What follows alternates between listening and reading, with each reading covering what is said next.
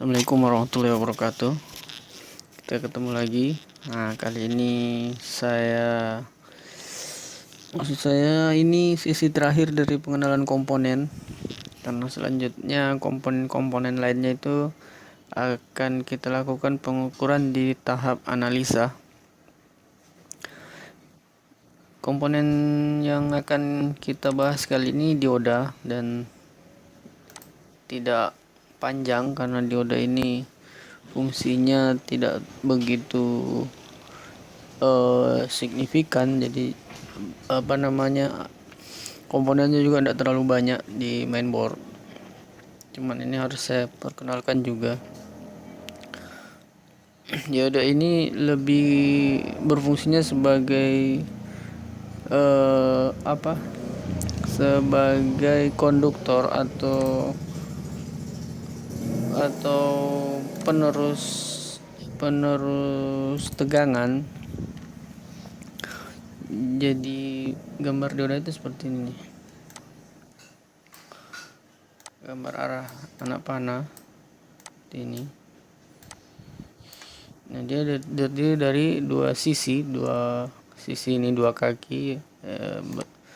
Sisi yang positifnya bernama anoda dan sisi yang negatifnya itu bernama katoda.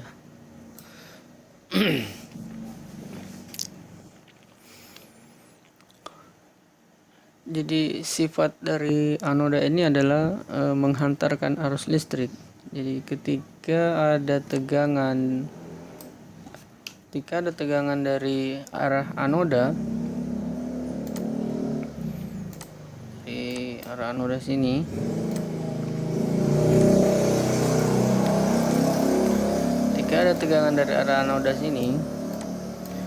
maka fungsi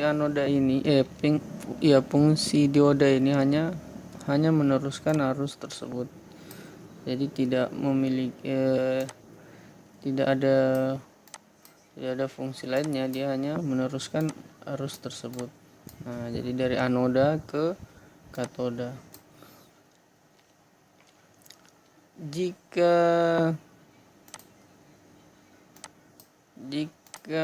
dioda ini dipasangkan seperti ini,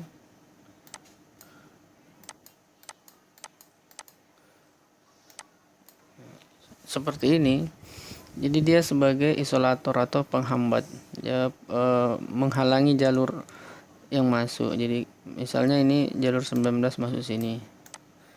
Nah, ini kan ini juga masuk sini.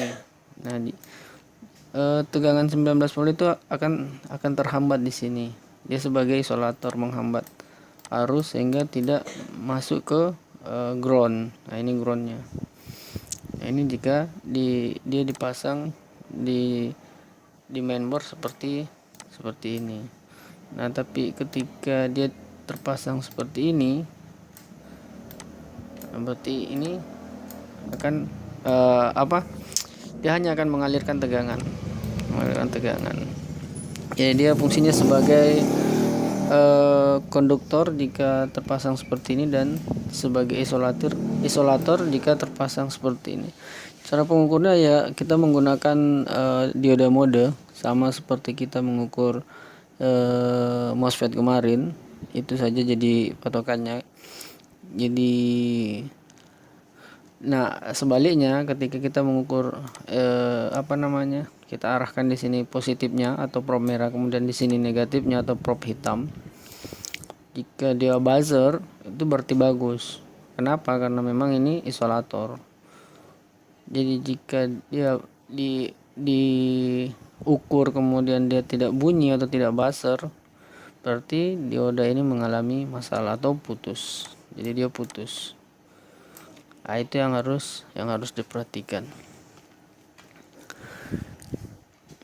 Nah, bentuk-bentuknya seperti ini, yang sering kita temui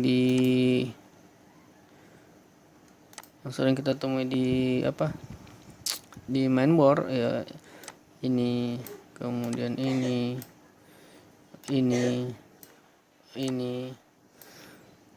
Nah, ini yang sering akan kita temui paling banyak. Oke, dan selanjutnya untuk komponen-komponen yang lain seperti induktor, IC, yang lain-lainnya itu akan kita bahas di tahap analisa. Jadi ini pembahasan yang paling singkat. Nanti di tahap analisa kita akan membahas panjang lebar setiap bagian, setiap jalur. Kita membaca skema dan semuanya akan kita bahas satu persatu. Oke, cukup sekian untuk tahapan ini. Terima kasih.